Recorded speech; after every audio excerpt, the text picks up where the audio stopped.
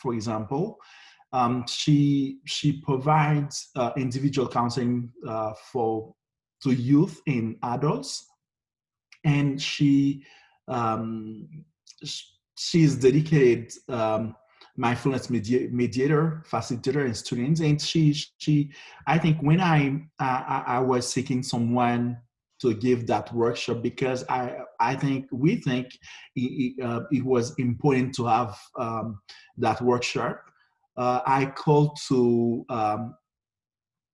at least 3 colleagues, and all of them talk about Michelle Nicholls. So I thought, okay, I think it is the person we really want to have, and I'm really happy to have her with us. And I'm here I'm here to learn. And thank you again, Michelle, to accept to be our speaker and trainer today. Thank you. Thank you so much. Thanks, Jude. Thanks, Saba. So yes, welcome. And I'm happy to be here today and nervous. So I like to be transparent about things. Definitely feeling a bit nervous. You know, during this time of COVID, I've never seen myself so much, right? Like constantly on camera. So yeah, it's a little bit odd, but slowly getting used to it. I want to make this next few hours as experiential as possible. If any of you folks have had mindfulness training, hopefully some folks have. Mindfulness training is experiential, right? It's not just like we sit and talk about mindfulness. And with our clients, if we sit and talk about mindfulness, sometimes they get a very glazed look over their eyes, like, what on earth is she talking about, right? So it's good to actually get into the practices, and also just as a way of being here and being in the space together and being together, it's nice to practice. So it might also give you a bit of a rest in some moments as well, right? Especially if you're working and seeing clients and such. So I actually want to start with a practice that is a body-based practice. So it's not necessarily mindfulness in a traditional sense, but it is body-based. So folks can turn off their cameras for a moment, and then I'll ask you or invite you to turn them back on, and I will do the same. So hopefully everyone can hear me well.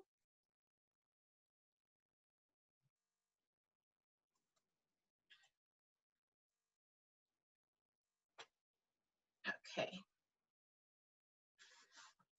So just settling into your seat. So finding a nice, comfortable posture.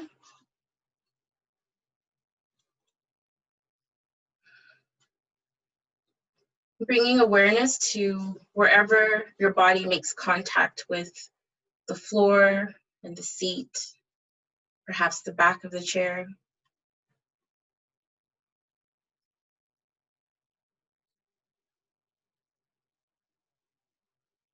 Noticing what sensations are present.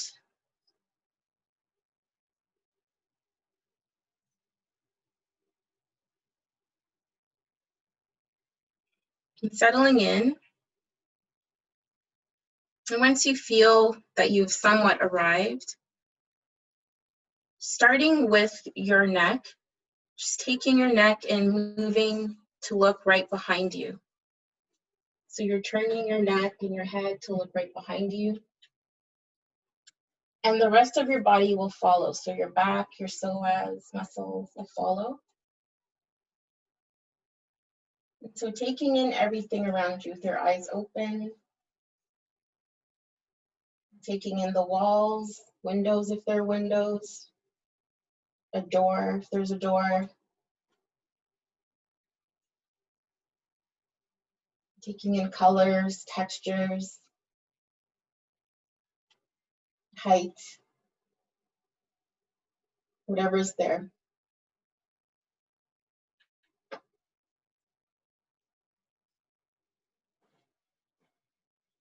And whenever you're ready, turning your head to face forward once again. And when you're ready, doing the same on the opposite side. So you're turning your neck your head to look right behind you. So feeling the sensations in your body as you do this, taking everything in.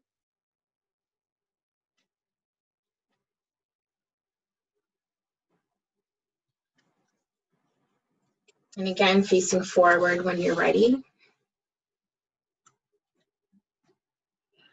And now taking in the side of the wall. So just choosing a wall, doing the same. So taking in the entire wall, height, colors. Just noticing what's on the wall. And without judgment, just noticing.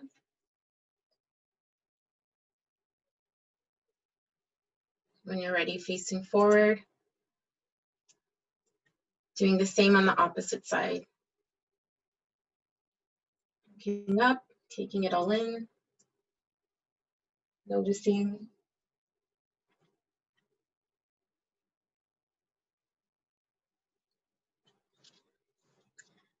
Facing forward. And taking a look up to the ceiling.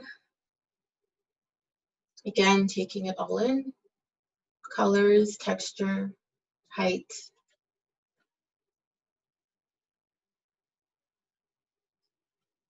And remembering the exit. So there's an exit, there's a window. Settling back into a forward-facing posture.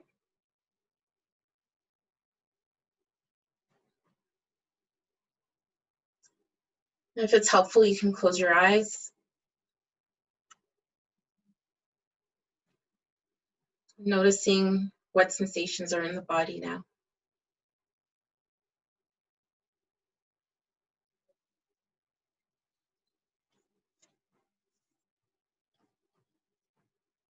Whenever you're ready, if your cameras were on, you can turn them back on again.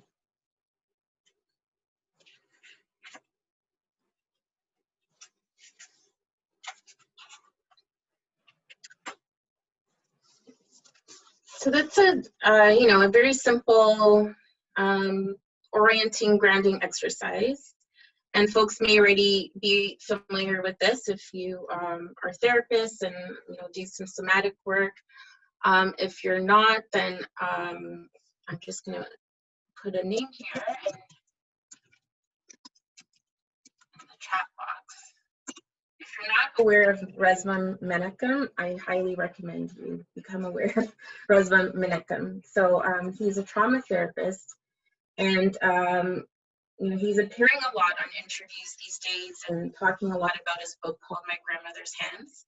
And I would say his book's really influenced my practice in the past little while because of the focus on racialized trauma, the heightened awareness and the movement that's happening, especially in the US and in Canada as well, in terms of Black and Indigenous individuals. His work is really, in many ways, groundbreaking. So, okay. So moving forward, I'm just going to do a super brief introduction of myself, just to just talk about how I came to mindfulness practice and how I started incorporating it into my own work and practice.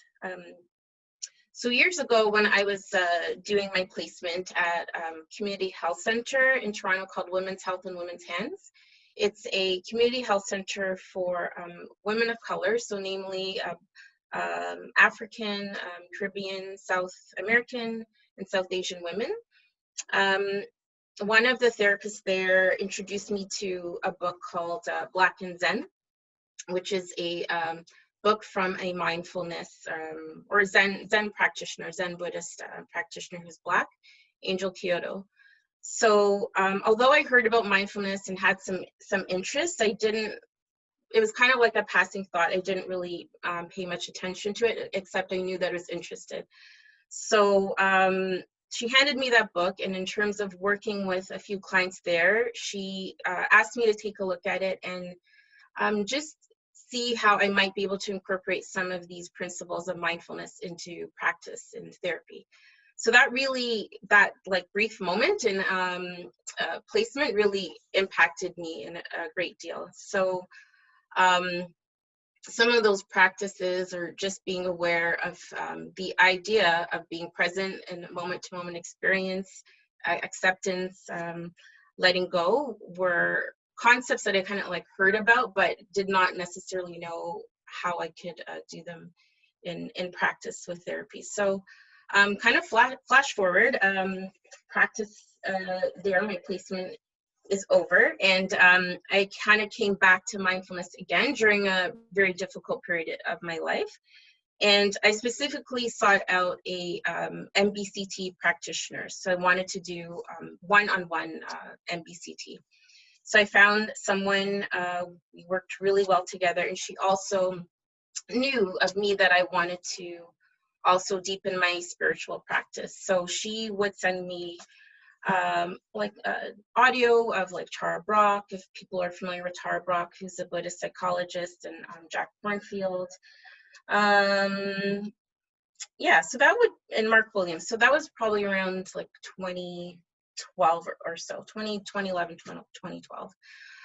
So then I became more and more interested in mindfulness practice in terms of, again, incorporating into my counseling. And I started taking trainings. So in these trainings, you know, you are practicing mindfulness. You're not necessarily talking about it. You are talking about it. You're learning the skills, but you're also like almost in a group setting. You're practicing. And, you know, it became known to me that like I had to basically make sure I went on retreat. So since 2013, I've been going on retreat every year. And every year I've been going on pretty much the same type of retreat. So a retreat for people of color in the US. And I am a board member of True North Insight, which is kind of, well, there's no space for True North Insight, but you know, some of the meditations are held in Ottawa, Montreal, and Toronto. And we had our first people of color retreat in October of last year. So first time ever. So the reason I mention that and why it's important is because mindfulness spaces are often very white, and they have not necessarily been a place where people of color have felt that they're welcome. So in this next little while, I'm asking or inviting people to perhaps, I'm just gonna go back to the gallery view because all of a sudden I'm seeing myself and I don't want to see myself. So to basically, you know, let go of expectations of a certain outcome in terms of, you know, what you may experience or gain from this particular workshop, and yeah, and participate in the experiential learning of it all. So again, I want to start a practice. Actually, before I start practice, I'm actually going to just talk a little bit because I started talking about a bit of the historical context around myself, but I do want to give a bit of a historical context about mindfulness in the Western world. So this document is the one I shared, so people can certainly follow along or look at it after. So, you know, we know that mindfulness actually arrived in North America probably in the 19th century with East Asian immigrants. And then in the 60s and 70s, we saw a lot of white meditation students returning from years of practice in South Asia and different parts of Asia, Thailand, Vietnam, Burma. So interestingly enough, there was not like much of an intermingling between these groups, right? So we have immigrants from Asian countries and then white practitioners returning. And as some of the white practitioners returned and started teaching, because they got or were granted permission from their teachers to teach, we saw like some of the opening up of like different meditation societies. So for myself, I've traveled to Insight Meditation Society in Boston like a number of times, in Barre, Massachusetts. And that was started by Sharon Salzberg, I believe Joseph Goldstein, and I believe it was Jack Kornfield as well, who started Insight Meditation Society. At some point, Sharon Salzberg, Joseph Goldstein, and a few students who were people of color decided that it was time for a group for people of color, because they would look around the room and they would only see themselves there. They wouldn't see anyone that looked like them. I remember specifically a teacher telling the story that she looked around the room and she saw another Black student and was like, oh my gosh, you know, oh, we're here. Okay, so it's so important, right? Because you don't want to be part of discouraging this wonderful practice that is really for many people. And you want to be able to make things inclusive and diverse at the same time. So Larry Yang, Gina Sharp, and Joseph Goldstein, who, you know, one of the founders of Insight Meditation, decided to start running people of color retreats. And as a result, over time, I believe those retreats probably started somewhere maybe around 20 years ago. Over time, what has happened is that there's an increase of people of color attending all retreats. So that's really kind of what the purpose was, right? So once people saw themselves in the room, they'd feel more comfortable to attend all of the retreats. So there's a few people I named in this document. So Larry Yang, Gina Sharp, Darrell Williams, Dawn Maurizio, she's one of my mentors, Dawn Maurizio in Montreal, Jill Zen, Tamari Gibson, Joanna Hardy. They're all teachers from the Pasna lineage, and that's how I also identify. So yes, I do practice the secular mindfulness, but I do identify as coming from that lineage. And they're really actively working towards decolonizing mindfulness meditation. So folks of color do feel included in the practices. So now if we can, again, just settle into your seat. And again, if you feel comfortable, you can turn off the camera so it just feels a little bit less of a distraction.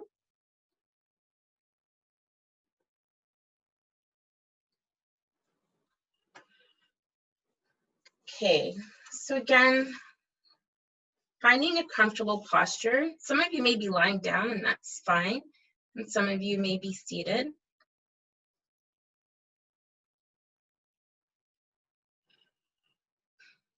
And taking a few breaths to feel a sense of relaxation in your posture.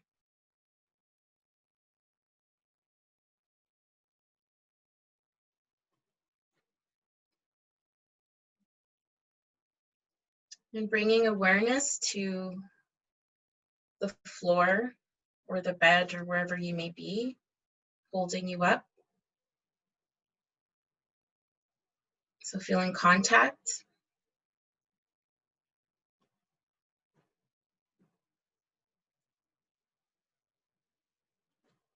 Feeling contact of your thighs, your buttocks, perhaps your back against the seat.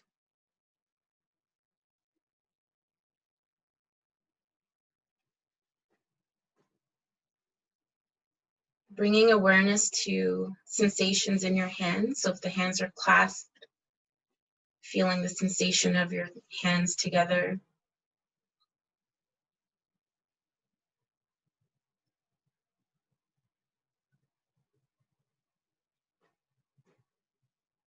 Bringing awareness to the face. So if the jaw is clenched, to unclench the jaw.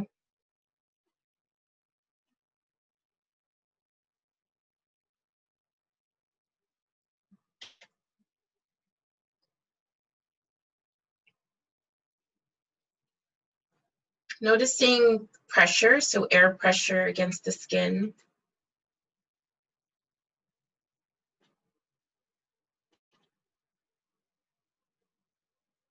Feeling the sensation of clothes against the skin. So what do you notice? Is it some stiffness or soft clothing?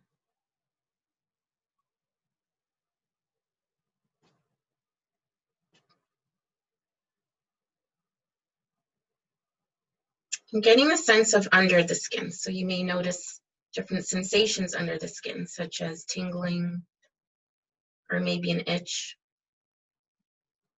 stiffness, whatever's present.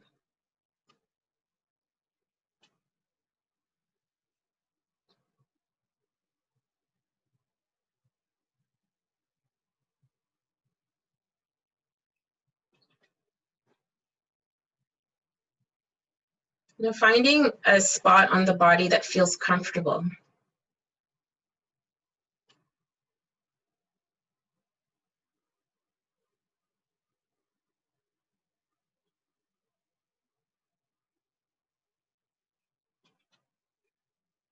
And how do you know that it's comfortable?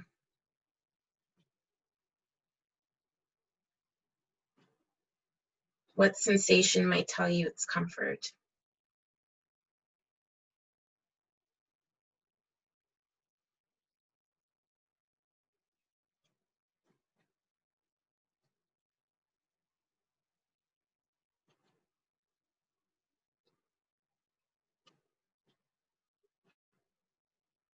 And now when you are ready, bringing to mind a time in your youth, your own youth,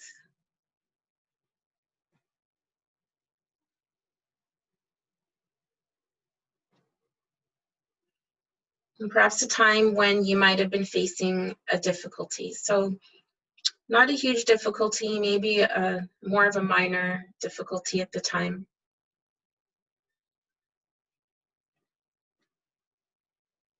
So perhaps picturing yourself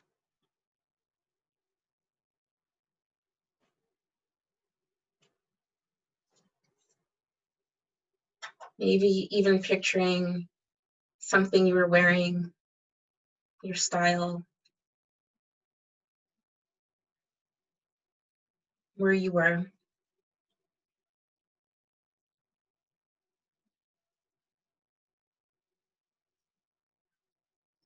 And during this time, was there someone in your life that provided support to you?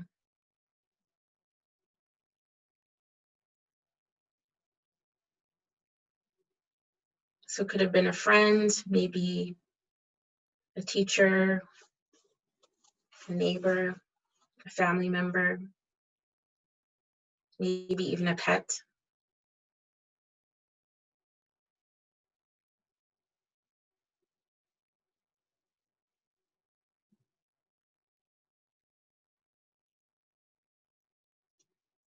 And what qualities did this person or pet have at the time that made you feel comfortable, secure?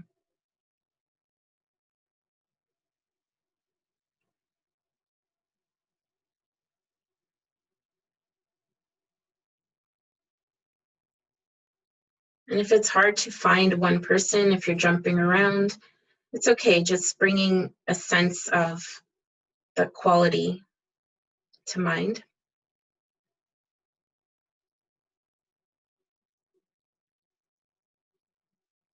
Or even if you did not have that person or pet in your life, was there someone or something you imagined at that time?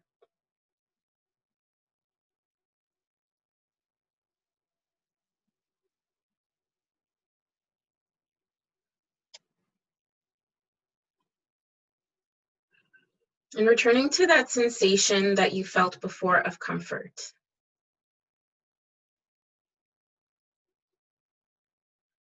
And how do you know that you're comfortable? And where might you notice that in the body?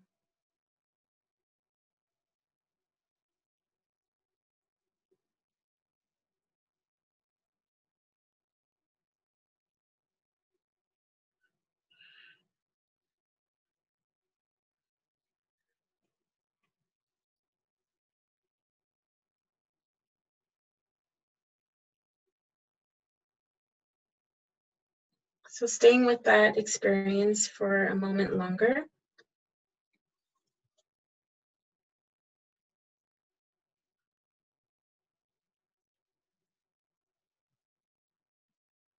And then whenever you are ready, letting go of that experience and returning to this space here.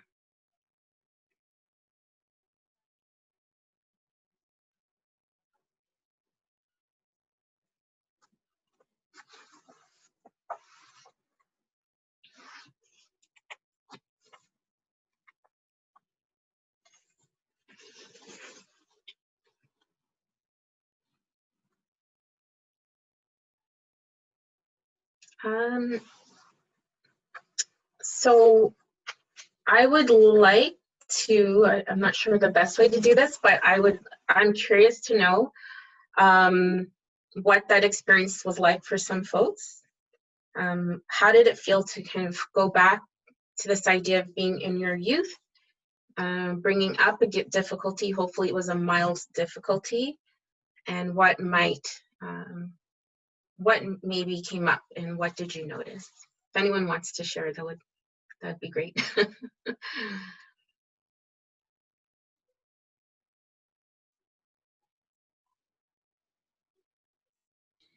I don't mind sharing. Hi, I'm Miriam. It was uncomfortable. You know, that kind of annoying. I don't want to think about that anymore. It's over.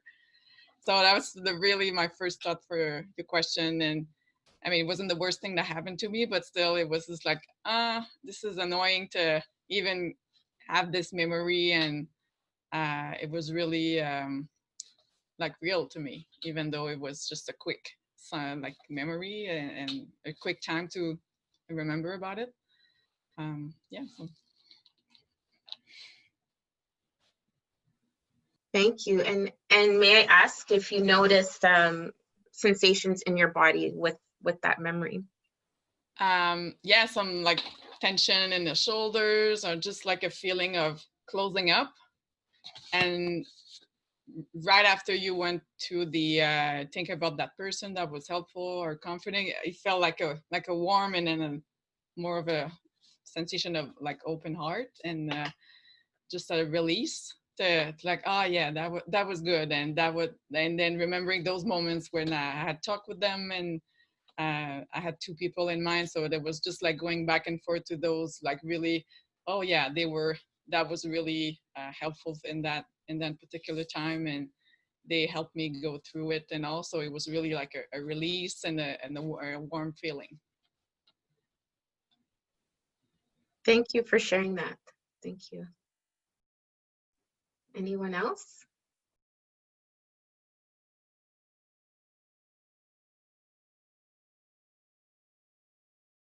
I'll just read. So Tatiana.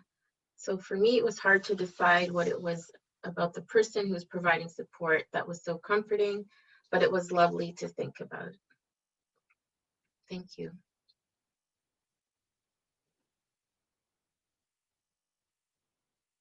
And anyone?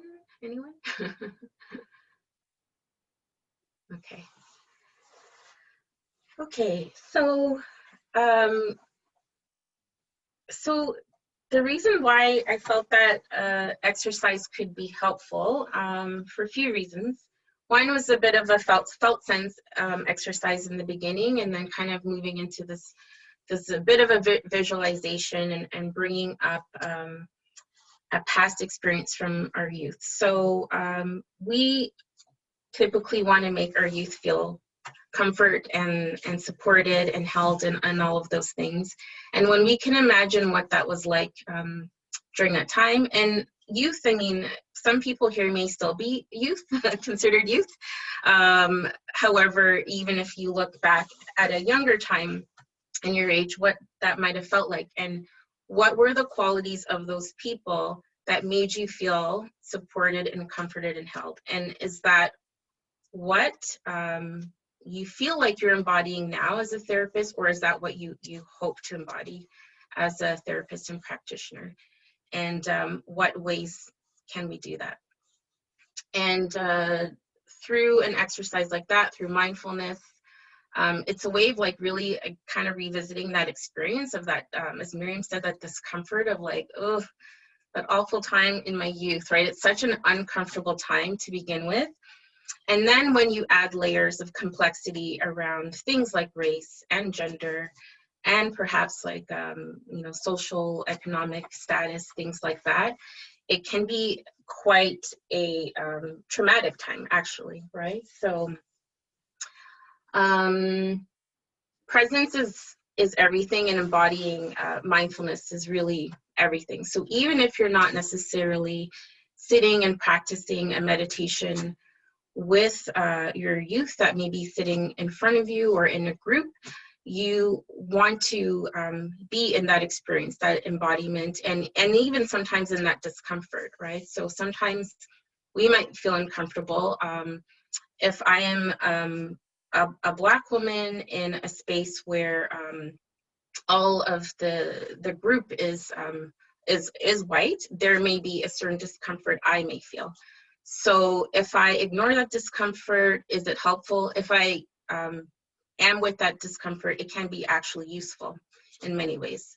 So I just actually, as I said, that thought of an example of a young person I was working with who is in a online class and feeling very insecure in that class because everyone except for her is white. And there's a lot of like imposter syndrome that comes in. Oh, I don't speak like them. I don't sound like them. I don't look like them. And her way of coping to me was really brilliant, is that she actually took time to actually stretch and be in her body during that time where she's feeling so uncomfortable. So she would turn off her camera, still listening to the teacher talking, and would move her body and do yoga, which got her back into just feeling a bit more settled.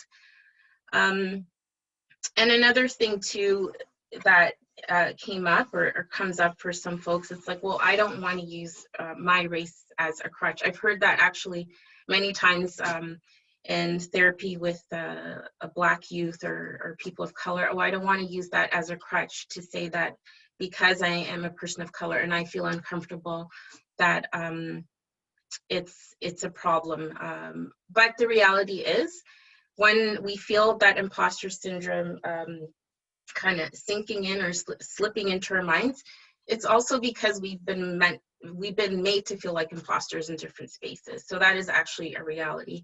And the responsibility of that very person in that time is not necessarily to announce that in the room or do anything necessarily greatly different, but it is really to take care of themselves and to practice something that provides a bit of self-compassion.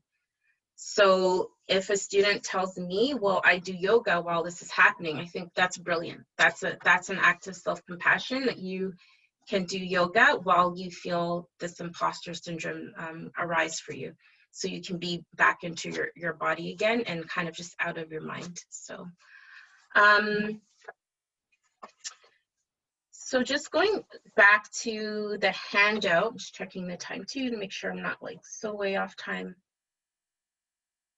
So going back to the handout, I did make a note around developing and cultivating and embodying the practice. So engaging in your own personal practice. So if you don't have a mindfulness meditation practice, I would really strongly advise folks to consider taking courses, finding a mindfulness group, a mentor you can work with. Studying mindfulness. Right now online, there's actually so many opportunities to study and train with some really great and well-known mindfulness teachers.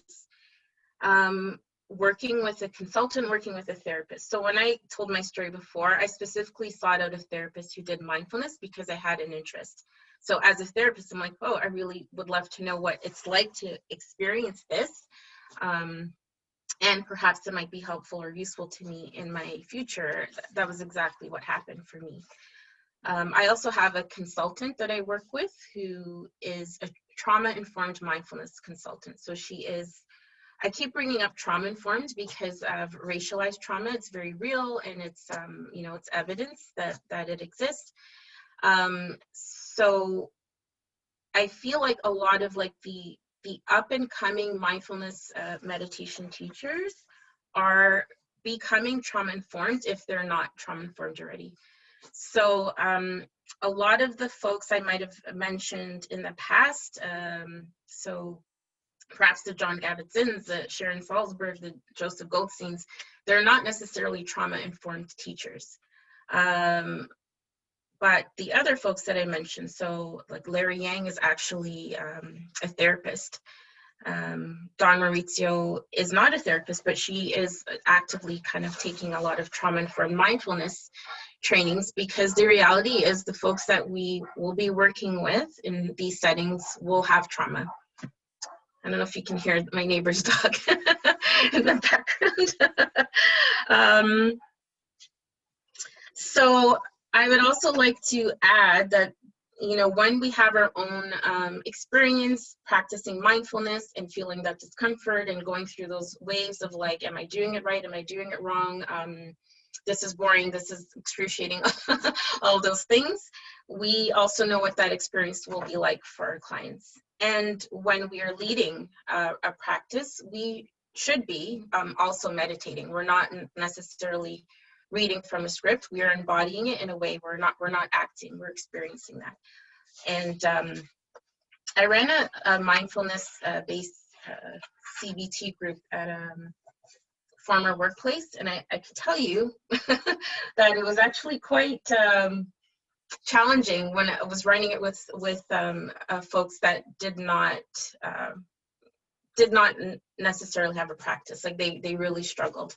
So you know, if I'm sitting there and I'm listening to someone else struggling, then of course my anxiety is rising, and I'm like, what the heck's going on? How do we navigate ourselves out of this, right? So it's so important, and it's also being honest, and your clients will know. Your clients will know when you're not embodying that practice. So with Black youth specifically, so again, I mentioned trauma, and this is the difference, right? So when we're talking about mindfulness in a group setting, if I look at, okay, I'm thinking back to a group that I ran at a community health center, kind of mixed group in terms of racial diversity, but mostly white, and maybe folks that maybe didn't necessarily identify with having experienced trauma, maybe, not sure. But with Black youth, you will have this understanding, or you should have an understanding, that they are experiencing microaggressions, maybe on a daily basis. So that idea of feeling or hearing microaggressions at school, in the healthcare system, shopping, you know, shopping while Black, right, is a term, right? When you go to a grocery store, sometimes feeling like you're being followed around. So those acts of microaggression, when you think of them over the course of a lifetime, over a course of time, that can result in racialized trauma or experiences of feeling hypervigilant, right? So we know that Black youth will experience overt racism, and right now it's like high time, right? On the internet, when we're hearing stories like over and over and over of incidences, we have like terms now. We have Karens, people that white women that call the police on Black folk or people of color. So it's an interesting thing. Well, part of it is a bit of what's the term? I think a client told me like this trauma porn, where they can't stop watching it. They can't stop watching people being murdered on you know, social media, and it's kind of in your faces all the time. And some folks report feeling desensitized. I don't think they're desensitized. I think they're dissociated. Personally, I don't think that they don't feel anything. I feel like they've kind of just checked out for you know, self-preservation for a time. So internalized racism as well. So you know, right now when we see movements happening, not every Black person feels the same way as another Black person, right? So if we see movements of Black Lives Matter, if we see you know, people calling out for racial justice, not everyone will feel that way. Some people will actually feel internally like ashamed or embarrassed, or like, that's not me, that's them, that kind of thing. So that might happen, and that might look like internalized racism. So intergenerational trauma, so trauma that is passed down, and we know that as therapists, we know that that exists, and it's very real. We see that in our Indigenous populations as well, that trauma is passed down. So I'm not going to get into like too much of the theory around that, but more so of a reason why mindfulness with Black youth would look different from mindfulness from another group, or a group that is perhaps mostly white. I actually did a group, I think it was maybe last month or a month and a half ago. So it was a short, like a 4-week group, mindfulness-based group for artists of color. So it was for Black, Indigenous, people of color. So for me, I explicitly promoted the group as a group that would be dealing with racialized trauma, because even if you're not Black, but you may be a person of color, you would have experienced racialized trauma, right? In some way, shape, or form, because of perhaps how we came here, right? As immigrants, what our parents maybe had to shove down, or, you know, assimilate in terms of just getting along in society. So before I ran the group, I spoke to someone who ran a previous group. So I don't believe she was white, but I believe she maybe identified as Indigenous. But that group was very mixed, and what they found was that there were people of color dropping out of that group. So Black people dropped out, other people of color, and the feedback was they just didn't feel like that group was for them. It didn't represent them. So it's really recognizing to the times. So folks were feeling a heightened sense of hypervigilance, fear, anxiety based on the racism that's been happening. So not just with things like the Black Lives Movement, but also with COVID, right? So some folks who are Asian are experiencing feeling like the looks or the stares or the people like moving, you know, moving away from them on the subway because they are Asian, right? So it's very important to just have these things in mind when running groups or mindfulness-based program, that race enters the picture as soon as you are a body of culture, right? So just doing a time check again. Okay. Just a bit of a few different ways to describe trauma. So Pat Ogden, so I'm sure some of you know who Pat Ogden is, a sensory motor psychotherapist, says that trauma refers to any threatening, overwhelming experiences that we cannot integrate. And after such experiences, we are often left with a diminished sense of security with others and in the world, and a sense of feeling unsafe inside our own skin. So that's one definition of trauma. And Resma Menakem, whose name I put in the chat box, he often will say this, and I say often because, again, he's appearing on a lot of interviews, he does a lot of Instagram posts. He often will say that trauma responses can look like personality. So when you think of that too, you know, personality disorders, when we have like labels of personality disorder traits. So trauma can look like personality, it can look like behavior. So it can look like anxiety, it can look like depression. So when we learn to calm the nervous system down, we can respond from a place of steadiness. So that does not mean resignation. So I know that folks, if anyone has run a mindfulness group or done mindfulness, some people think, oh, wow, I just have to accept things as they are.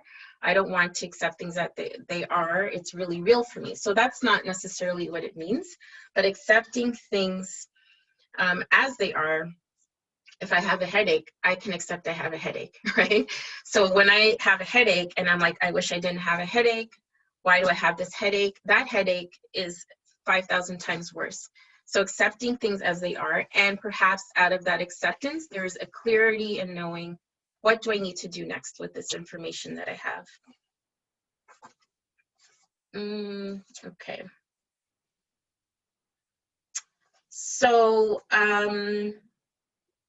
trauma-sensitive mindfulness. So it is realizing the pervasive impact of trauma, recognizing symptoms and responding to them skillfully in order to prevent re-traumatization. So that's by David Treleaven, who wrote the book called Trauma-Sensitive Mindfulness.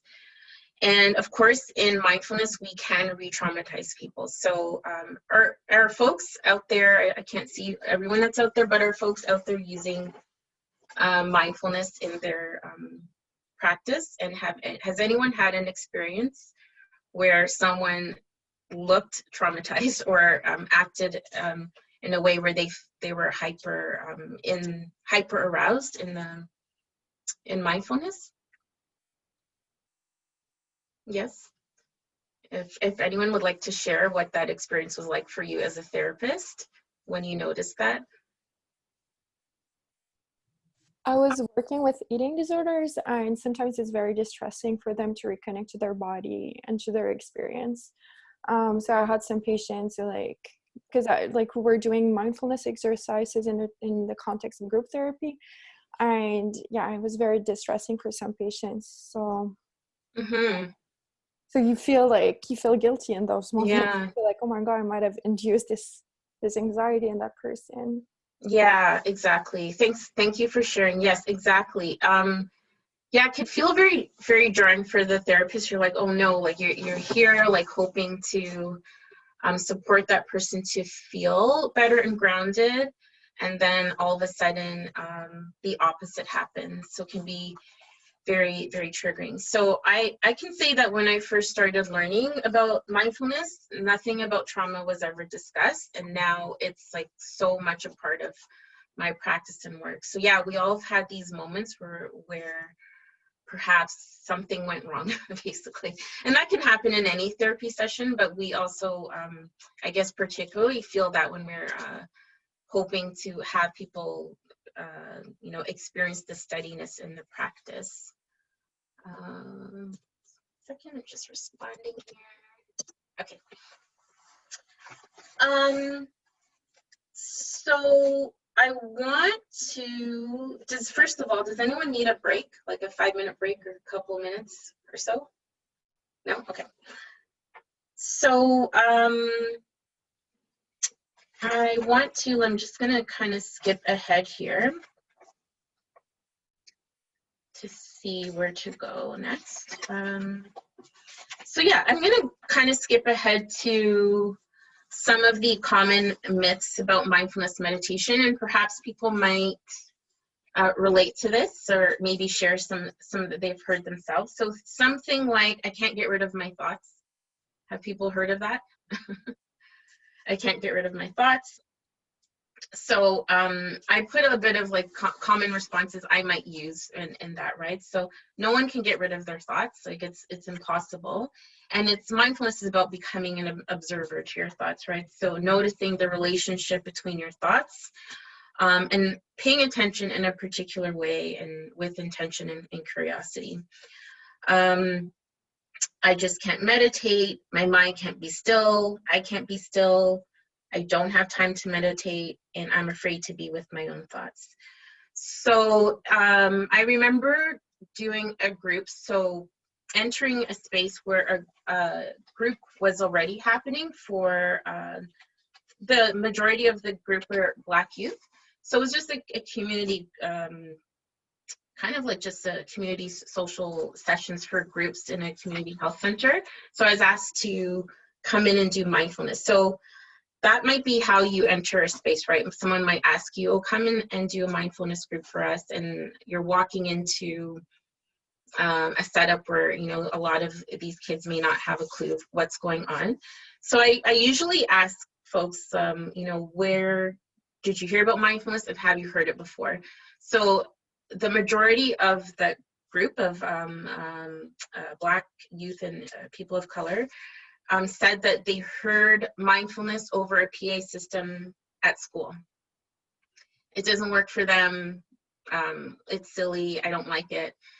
So I don't know about you, but I can't imagine that hearing mindfulness over a PA system at school, I don't know, possibly even recording, would really promote mindfulness, right? It would not necessarily bring you to a space of feeling comfortable and, you know, in the moment. It's so much about mindfulness is about attunement, right? Attunement to the person you're working with, perhaps attunement with the person you might be beside. So in that group, what we did was we actually started with an eating meditation. So this is for youth. It can be such a great activity, especially when it's something they like, right? So we did, I think we did like raisins, those like kind of chewy caramelly chocolates, and they were super engaged. So like that got them hooked, right? So the discussion after the inquiry was like, you know, what did you notice? And it was like, well, I don't want any more. I feel like that was enough. Like that was really good. I never had that before. I never tasted that before. So when folks say things like, oh, I can't meditate, I can't get rid of my thoughts, it's a good example of, oh, yes, you can. You did in that brief moment, right? So when they're able to express with something that they enjoy, like a chocolate or something like that, it's a great way to get them to really kind of congratulate themselves, like you actually did do that. Another way with youth that one-on-one and in a group session, in a group it's kind of funny when you simply, and you might have done this as well, like just take the bell and you just ring it, right? You ring it and you ask, okay, so when you no longer hear the bell, raise your hand, right? So it takes a few times sometimes because the urgency to raise your hand to be first tends to happen. However, it's again like that, oh, I paid attention to the sound. I noticed the sound was high, it was low, and all of those things. So, I mean, this sounds the same, I'm sure, as working with any youth or anybody working with mindfulness. But again, what you are noticing and bringing in perhaps are those other layers, those complexities, perhaps like the, you know, power imbalance, things like that. So you want to have them be part of the practice and also to have choice. So in some of the you know, responses I put around the common myths and about mindfulness meditation, I wrote always give a choice, of course, because there are folks who will say things like, well, I can't do mindfulness because it goes against my religion. Well, that's, you know, that's interesting, and it may be true for them.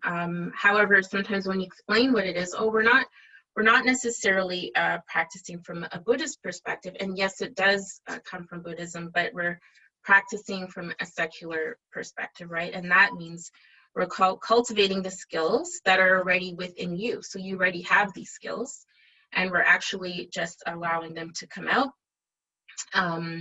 And this is true. I do say this to people, and because this is true, that I've had people that have said to me, I actually feel like closer to my own practice as a Muslim woman. You know, I feel closer now that I've done mindfulness. Before, I used to just say the words in a prayer. Now I actually feel those words in the prayer. So sometimes it's just explaining it like that. And then it's also backing off, of course. It's like, you don't have to do it. Yeah, we don't have to do that. That's fine. Okay. Oh, okay. So VTRaC agreed in regards to Muslim prayers and mindfulness. Yeah. So I mean, these are all contemplative practices, right? So if you're Christian, you might be praying. If you're Muslim, you may be praying.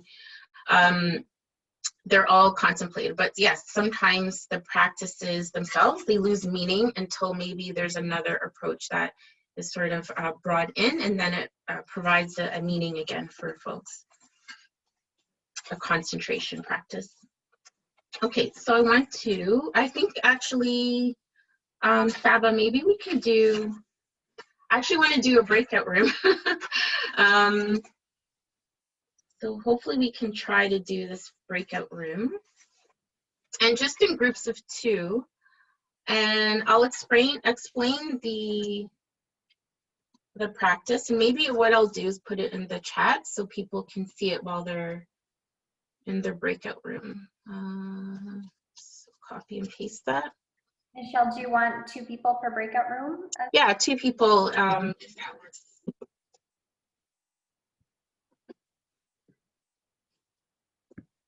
Oops. To find you again. Okay, so I'll just put it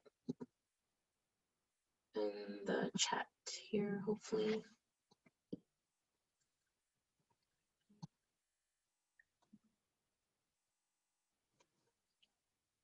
Okay, it's kind of jumbled up in the chat. I'll try to, it looks really overwhelming in the chat, but it's not. So basically, it's just a relational mindfulness exercise. So connecting in conversation, one person will speak first, the other will listen, and you decide who will speak first. 90 seconds on the topic. Below the topic is what brings you joy, or you can choose a different topic.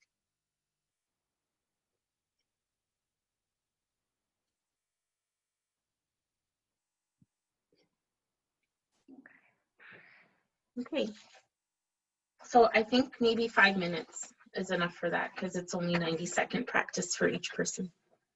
And then, would that work?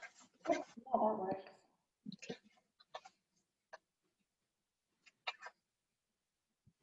Okay. So some folks, your mic, Priscilla's mic, okay. So Priscilla's mic isn't working.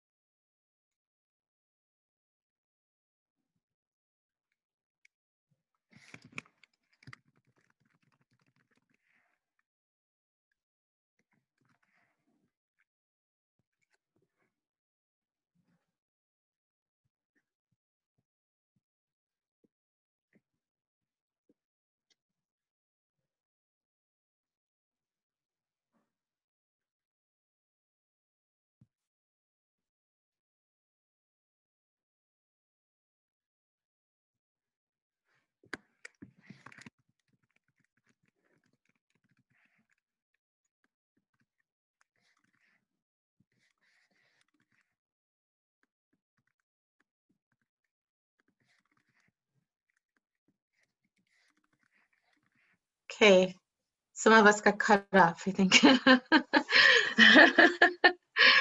Okay, so the inquiry part is really around the experience of that practice, right? So what did folks notice? Being the, whoop, there's the timer, being the listener. What did you notice being the listener? What did you notice being the person speaking about joy? Anyone to share? I can share. I felt similar feelings listening to my partner Lynn talk about what brings her joy. It actually brought me joy. And it was a similar feeling when I shared my own. It was, I felt it was infectious. Thank you. Anyone else? So I see nods. So I guess the next question I might ask then is for folks that said it felt infectious and it brought you joy, how do you know that you feel joy? Like, what is it you noticed in your body? What sensations?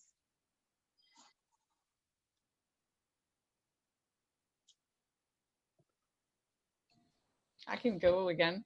I feel like I want to, like, I'm really like moving around when I'm speaking. It's something I do naturally, but it feels like it's accelerating when I'm talking about something that makes me happy, and listening to the one that's like, oh yeah, that's a good one too, and I could have said that too, and then you kind of, I like the rebound of the conversation that like the other person's idea makes you think about something else that brings me joy too, and just like we could have gone like this for a long time, I think. Thank you. Yeah. So anyone else? Any other things you notice? Okay. So there's a lot of oh, there's my phone. Ignore, please ignore. There's a lot of interesting things out there. Like if you look on Instagram or for myself. So I did a workshop with a colleague of mine, Giselle Griffith, who's a naturopathic doctor. And the specific focus of that workshop was Black grief and joy. So historically, you know, folks that have been through a lot and who've had a lot of adversity, they always have certain practices or things that also bring joy. So, you know, during, the height of things happening with Black Lives Matter and Instagram, there was often a lot of like images that almost countered some of the grief that you saw of people. So that experience, like, it's interesting because I remember doing something like this in a workshop with a workshop about mindfulness-based inquiry. It was a similar practice. And the person I had as a partner had just kind of in passing said, oh, this would be so great to do with clients. And then the person leading the workshop heard it and like immediately snapped at her and said, no, this is not, like, no, don't do this with clients, not for clients. And I was kind of like taken aback as she was. But actually, I actually feel like this is a beautiful thing to do with clients who are experiencing grief.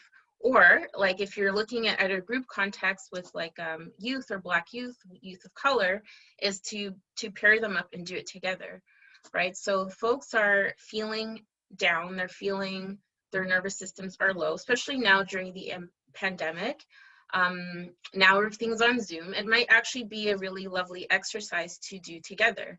So often when these exercises happen on off screen and in breakout groups and you come back, there's a lot of like happy faces. People feel light, they feel happy, they feel like they were able to experience like a moment of joy in this period of like, you know, not everybody's feeling sadness, but, you know, feeling like low, like the energy's low, they're feeling brought down, they're not able to engage with their friends, they're not able to be out in their communities and such. So just something to consider.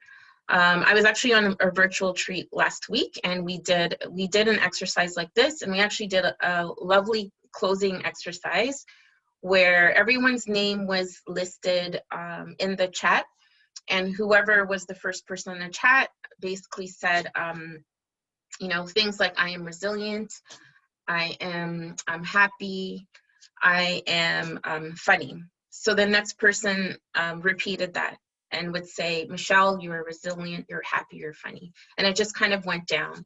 And by the end of it, everyone was just glowing and happy and, you know, just feeling that sense of being supported and held, even though we were in these boxes on a screen. So just things to consider as well.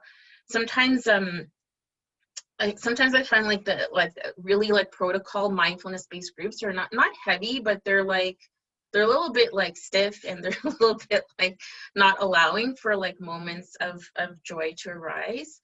So even in like a program like MBCT, you know, now there seems to be times where they might include like a metta practice, so loving kindness, like at the end of the group, right?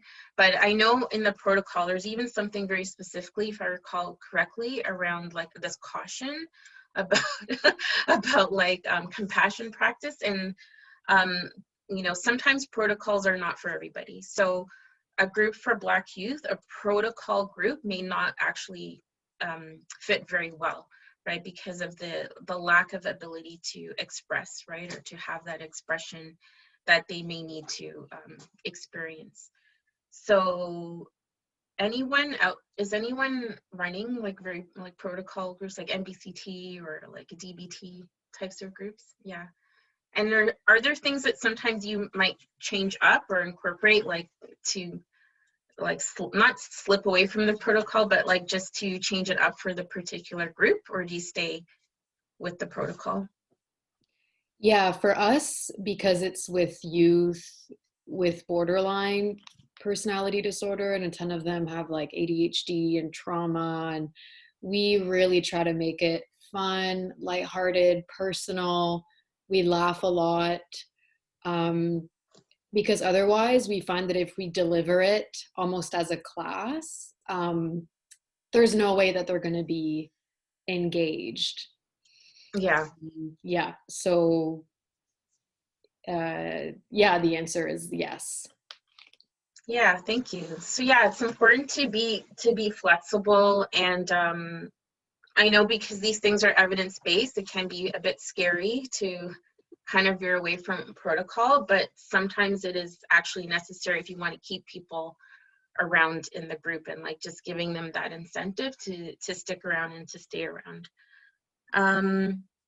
So I'm now going back to my agenda. Okay.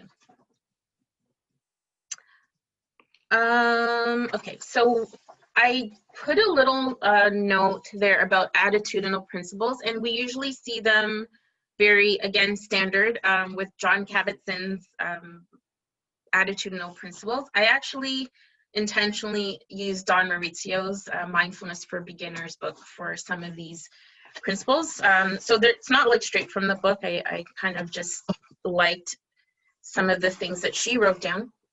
And again, in the spirit of decolonizing mindfulness, is a Don's attitudinal, sorry, just reading notes.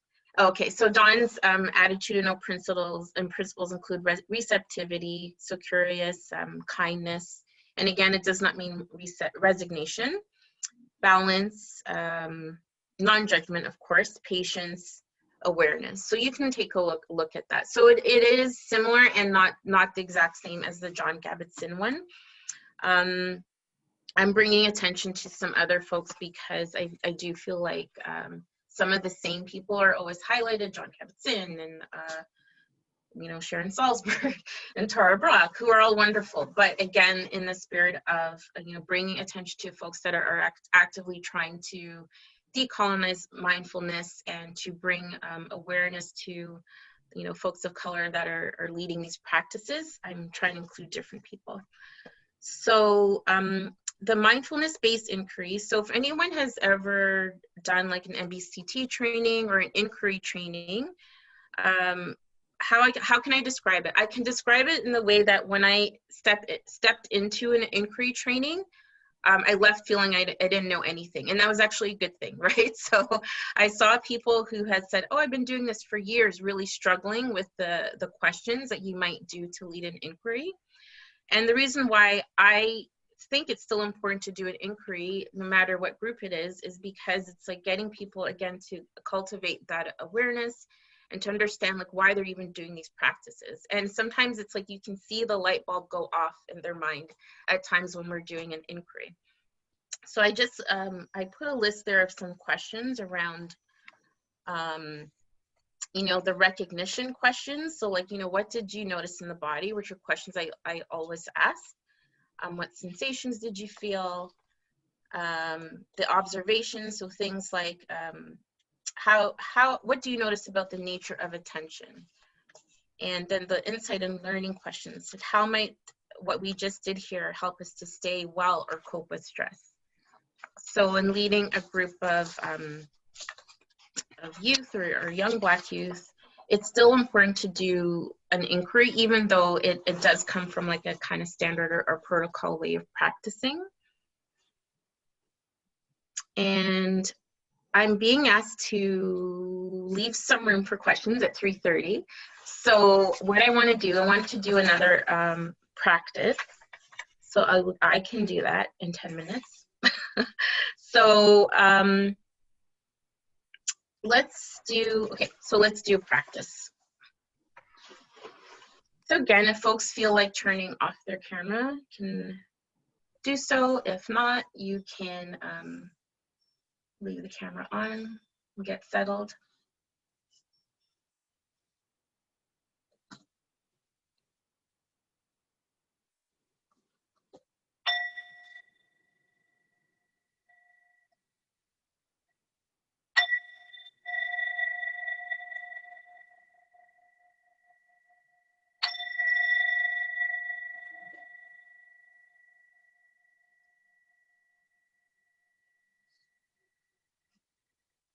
So again, settling into a comfortable posture, whether seated,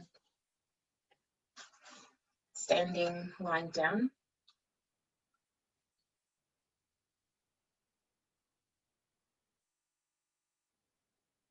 Bringing awareness to contact, wherever the body meets the seat or floor.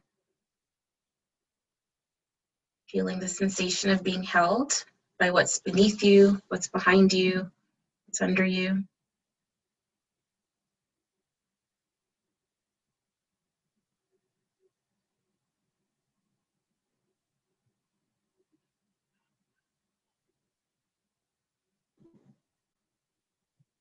Bringing your awareness to the breath, wherever the breath makes itself known to you.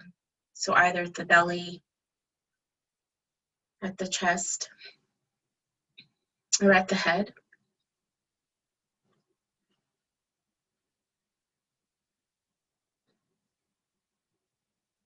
And not trying to change the breath, but just simply noticing the breath as it's here.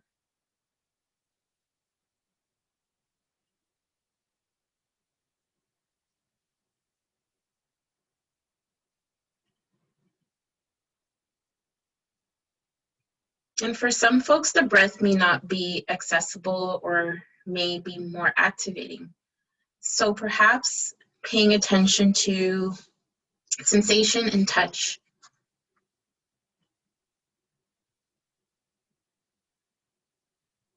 So noticing the hands, the sensation of the hands clasped together. You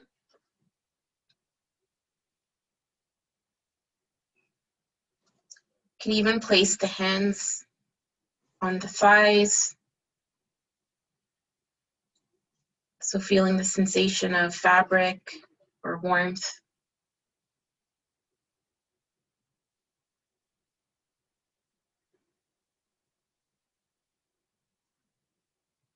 Or perhaps doing a self-holding, like a hug. So one hand across the right shoulder, the other under the armpit.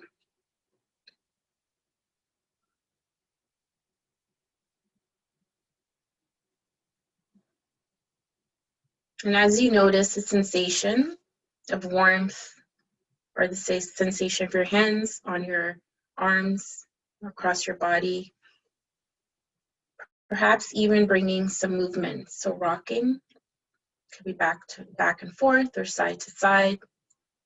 So a gentle rocking or swaying.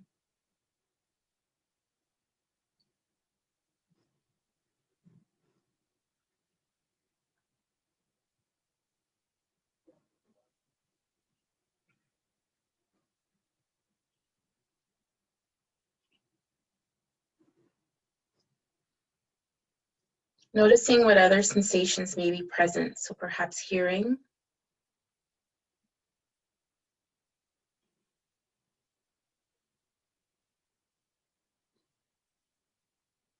noticing sounds that are close.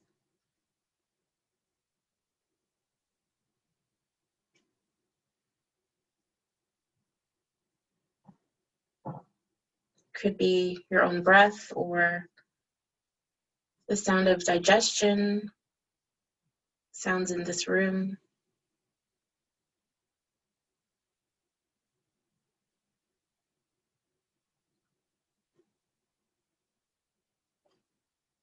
Noticing sounds that are far.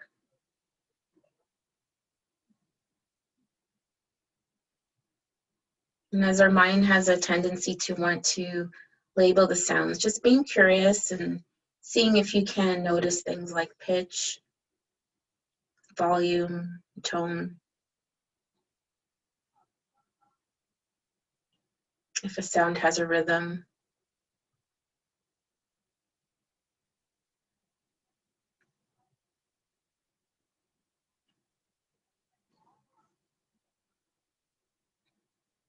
And perhaps noticing just like thoughts that sounds appear and disappear and come and go.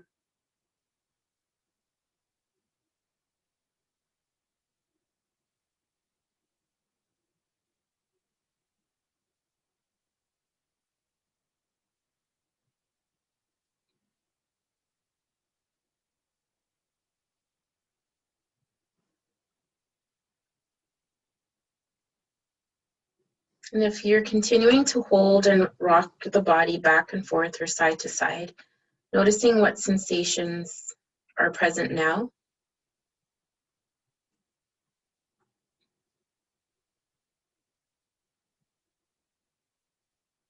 Are they the same as when you first started this practice? Are they different?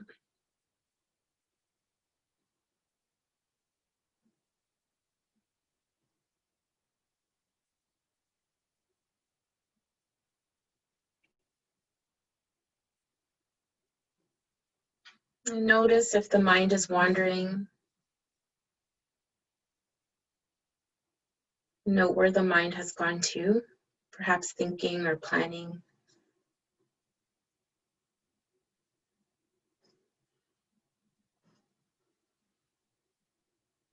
And know that that's okay. It's just what the mind does. And perhaps there's a lot going on right now. And being kind to yourself and gently bringing your attention back to the gentle movement of rocking and your arms across your body.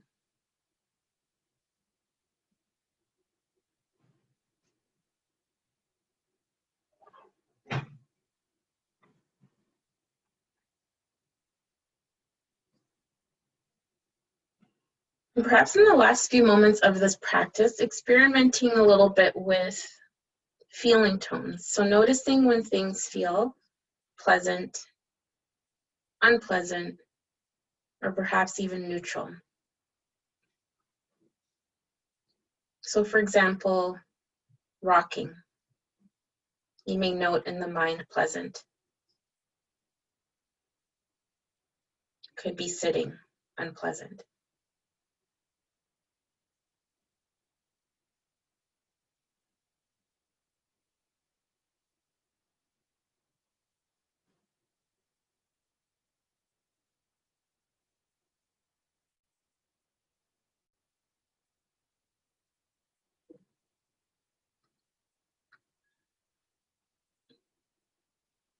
In the next few moments before we end the practice, perhaps letting go of any object of attention, letting go of your arms across the body, settling back into your seat,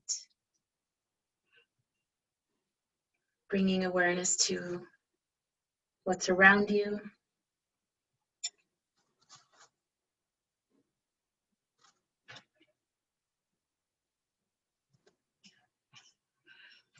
And maybe dropping in a question. So what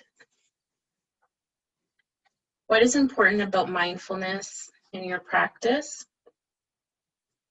And why might you want to bring it to different communities? In a moment, I'll ring the bells.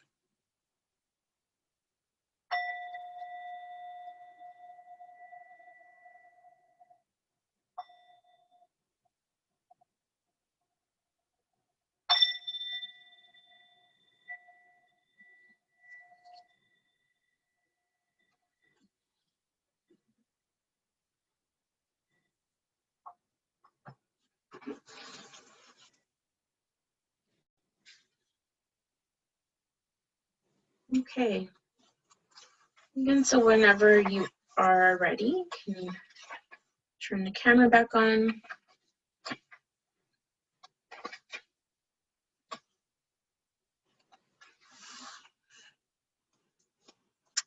Okay, so just a different mindfulness practice where, you know, we're sometimes taught we have to be very still in mindfulness. We can't move, we can't move an inch, we can't sneeze, we can't do anything, and people get very rigid, and we often see these images of people sitting like this, but we can bring movement into mindfulness, because it actually, for folks that have experienced trauma, that feel traumatized in their body, movement again helps to calm the nervous system.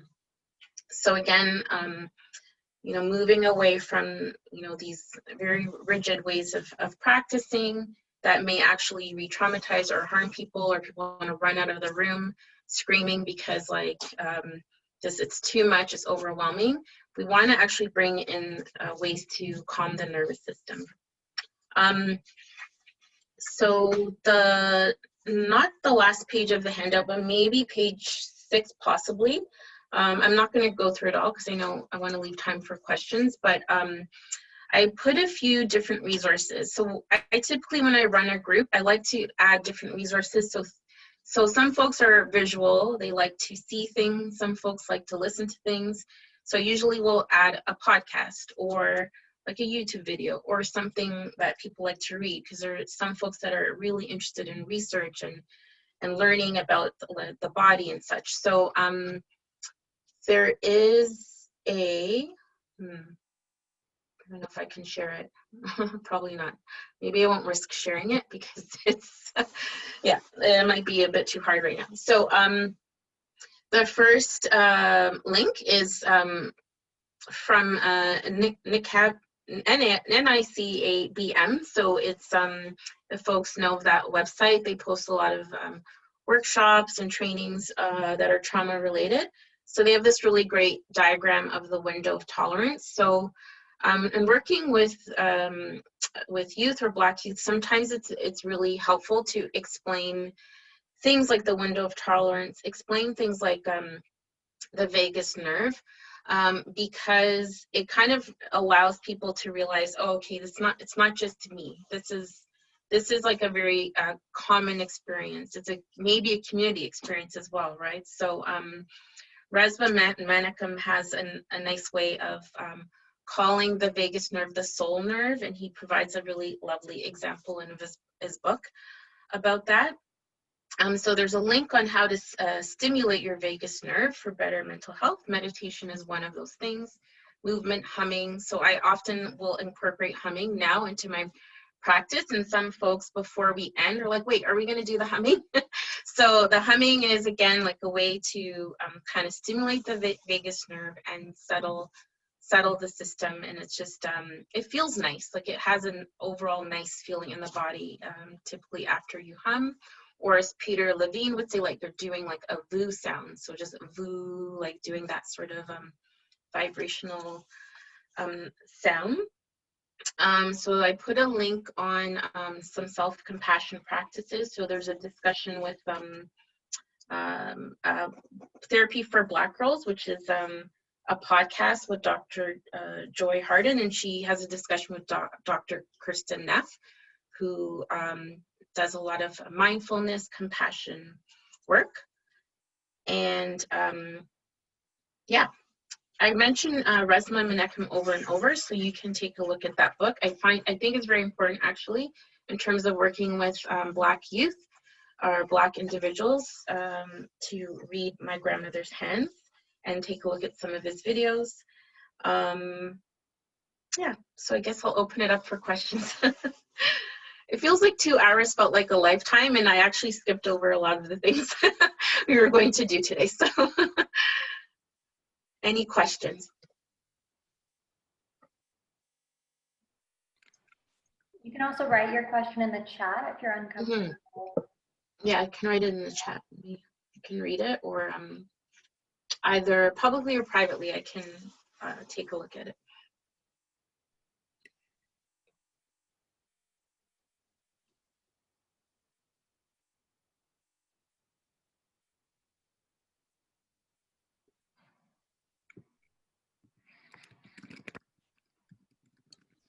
I do have a little a question. I work as a social worker in a school setting, and our community is already a majority of white people, and sometimes the school staff or the other, like my colleagues, or we're questioning ourselves on how to make sure that everyone feels welcome and everyone feels that the help that's available appeals to everyone. Do you have any ideas on how we can better, maybe just the way we promote this mental health services in schools, or is there any ideas of any good practices that you've seen in other school settings that could be useful for me and my colleagues? That's a good question. Sometimes it's like maybe collaborating with other organizations that may have more of a presence in terms of like working with students of color or Black youth. So that could be helpful, just like bringing in someone to do a workshop. So also that the students know that they're not just in the school, that there might be support externally. So the work is actually, yeah, maybe seeking out organizations that might be more appealing or aligned with the students, right? So even in saying that, sometimes if students see that that effort, or that you're doing that they actually might also just feel more welcome, or like willing to speak to people in the school setting because of that.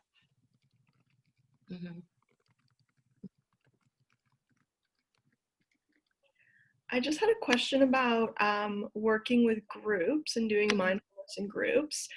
So I haven't done any youth groups. It's usually just adults, but I've noticed that people can have like such different experiences with an exercise. So I'm wondering if there are any suggestions in terms of kind of allowing people to have those different experiences and processing it in a way that takes into account, you know, the people that really found it helpful and the people that like never want to do something like that again. Yeah. Yeah. I think sometimes like right from the start with like ground rules. So I know sometimes like, or comfort agreement, that people generate them from the group, but as the group leader, you might want to add things like that. Like people may have different experiences and we should honor that. And sometimes if in a group that I'm hearing a lot of like, oh, that was fantastic, that was relaxing, I might intentionally ask, did anyone have a different experience? Because then it feels like almost intimidating to say, well, that felt awful, right? When everyone else around you is like, that was fantastic, I'm so relaxed. And then they're sitting there thinking, oh my God, like this is, of course, like, you know, all of like the negative thoughts that start coming to them. So yeah, sometimes an intentional, who had a different experience? So inviting that person to share, and then most likely other people will start sharing that different experience as well.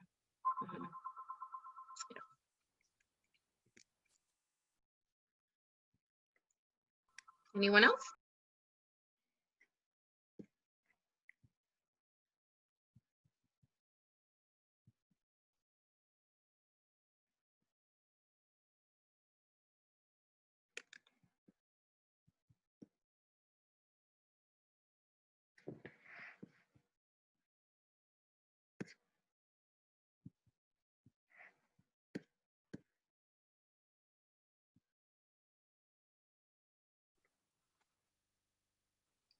Okay.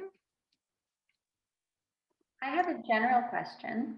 Yes. I'm wondering, a lot of times people say that meditation is just for relaxation, or they say you're meditating just to relax, but I try to explain that it's more to develop awareness. How do you tend to answer that when people say, oh, I already do other things to relax? Why is mindfulness different from just relaxation? Yeah, so I often will tell people to note that you might feel relaxed at the end, but it's not necessarily why you're going into it.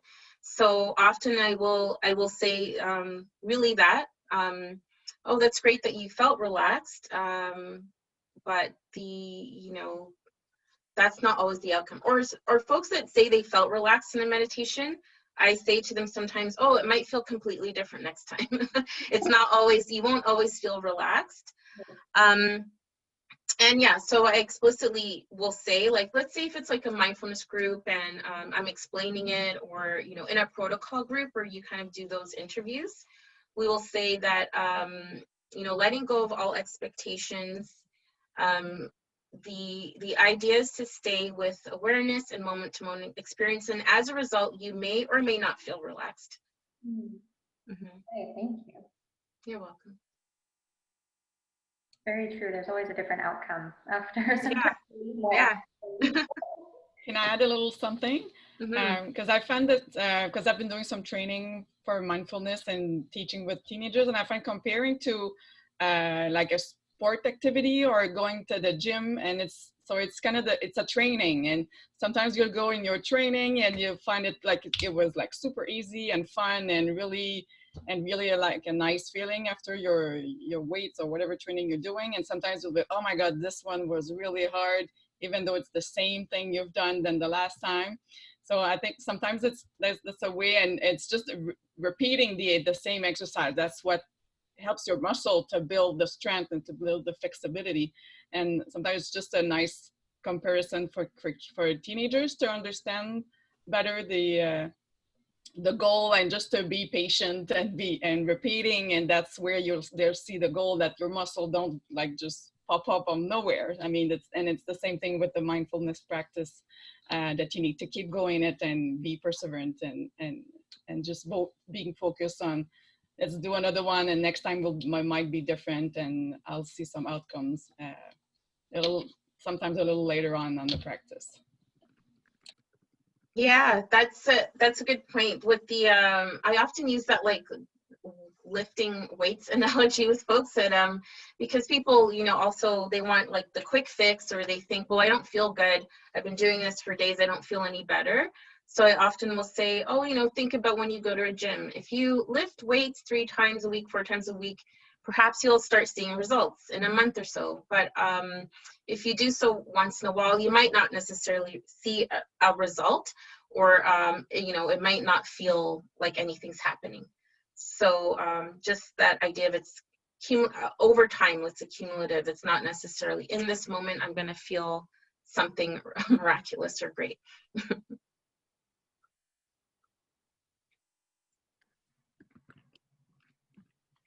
I just had a question, Michelle, about the attitudinal principles.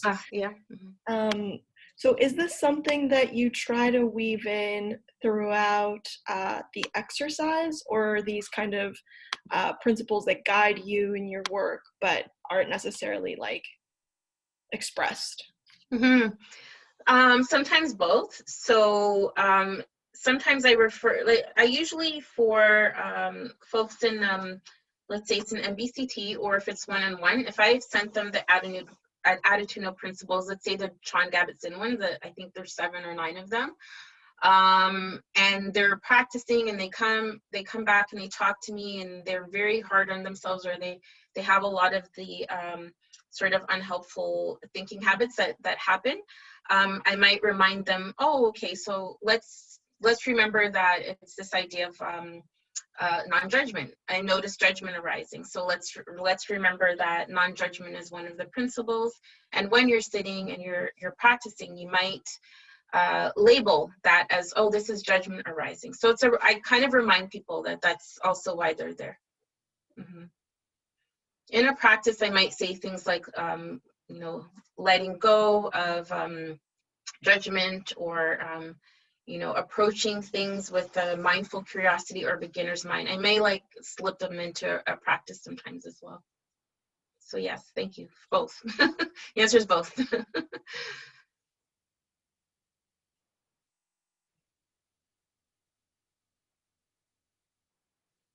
So I should add, so Dawn Maurizio, who I mentioned in the handout, and I mentioned just talking about her. So she does these meditations in the morning. So she was doing it initially Monday to Friday at the start of the pandemic. Now they're 2 days a week. So they're on Instagram, and you can also go back and watch them. So you don't have to log in at 7:30 or anything. So the idea is that, you know, you can do meditation from your bed, and she also might include like a walking or sitting. And over the pandemic, she's focused a lot on different issues that might be arising for people. So things around racism, things around just the fear of COVID. And she's quite, I would say she's quite I can't say the word, accessible. She put out recently a book called Mindfulness Meditation for Beginners, and it's 50 meditations. And they're actually quite accessible in some of the scripts that people might use, because she does things like a practice for mindful phone use. So we know that, like, well, that sounds like, well, how can we use the phone mindfully? But it's kind of just, again, like adding that day-to-day type of mindfulness that youth might be more inclined to be, you know, drawn to, rather than like, I'm going to sit on a cushion for a half an hour. So how can we be like noticing when I pick up the phone, that tendency to automatically start swiping and swiping and swiping, and then all of a sudden we're swept away and we don't know where we are. I have quite a few young people as clients that have decided for a month or longer to just come off of Instagram. So in that, they're noticing, they're like, oh, I noticed that I don't, you know, feel as anxious anymore. Or I noticed that I've made time for reading, right? So all of that is very mindful, actually, right? It's like paying attention to what they do notice in the absence of the things that really take them away from not being present.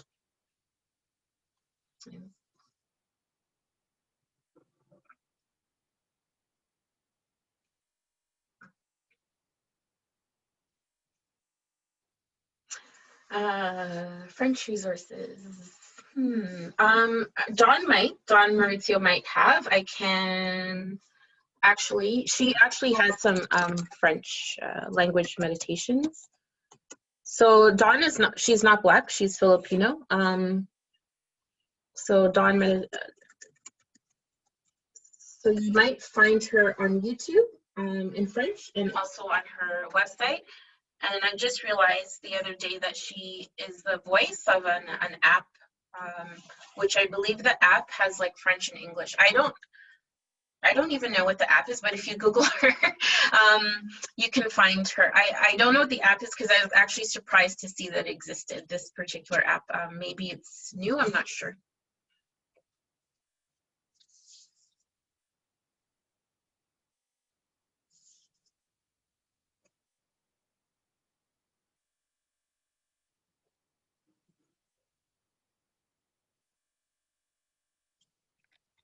Perhaps we'll have time for one more question if anybody would like to ask a final question with Michelle while we have her here.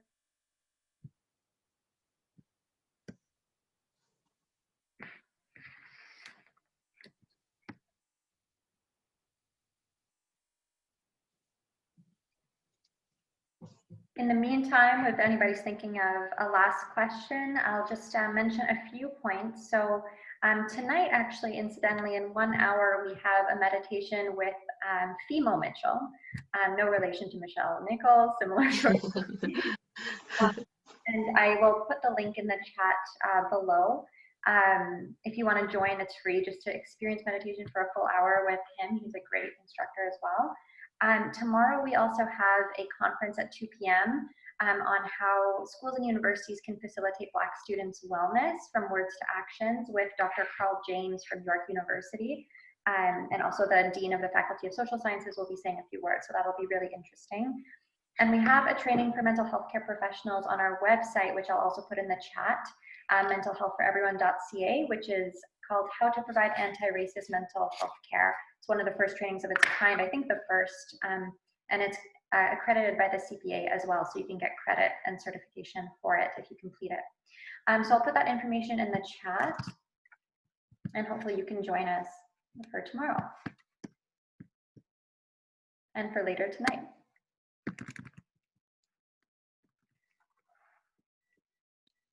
Sorry, I have a question about the other events. Can we access them after because I'm seeing that it's recording today. Is tomorrow's are the other webinars are also recorded and will be available somewhere? Yeah, tomorrow will be recorded, and I'll put it on our YouTube and our social media pages. And the meditation tonight will be live on Facebook, but we don't tend to put those ones on YouTube just because it's like a meditation session. It's a little, it just doesn't fit well on YouTube. But the other one for tomorrow will be recorded, yes.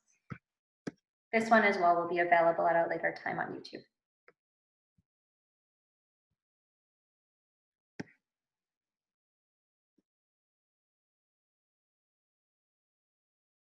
I think Hilaire had one last question. Do you have any recommendations? So specifically, Hilaire, are you speaking about survivors of violence? A protocol, or? I would likely recommend self-compassion practices. So just self-compassion. If you or metta, like loving kindness. So when I did a drop-in, I did a mindfulness drop-in at my old workplace, and we would do a group like once a month on Mondays, and we kind of introduced metta in that group, and it actually became the practice that people actually would come in and ask if we could do that. So one thing about metta is that because it's done in a few ways where you can send the well wishes, so phrases of loving kindness like may I be happy, may I be healthy, may I be free from violence or something like that. You can send them to yourself first, and if people have a hard time sending those well wishes to themselves and repeating those phrases, they might send it to someone that they admire, they love, that they have warm feelings towards first. And then perhaps they're like kind of build the compassion to send it to themselves. And metta also can go through the phases of a neutral person and a difficult person. And you might not want to do the difficult person. If they've experienced something awful with a difficult person, that might be very activating for them, but they can definitely focus on themselves or someone that they love that gives them comfort.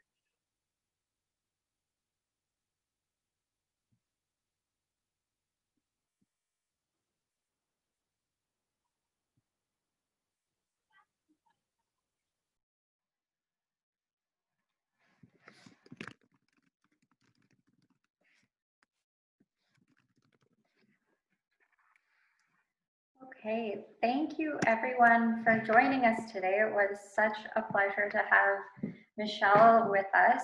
We tried really hard to get her in for this month, and we were lucky enough to reach her.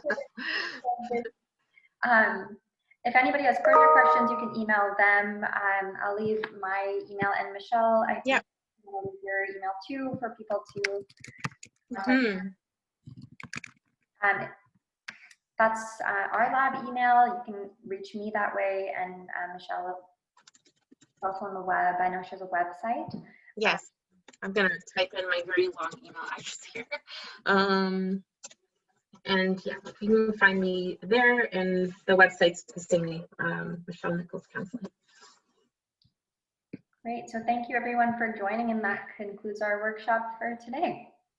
Thank you so much. And yeah, please feel free to email me if you have any questions.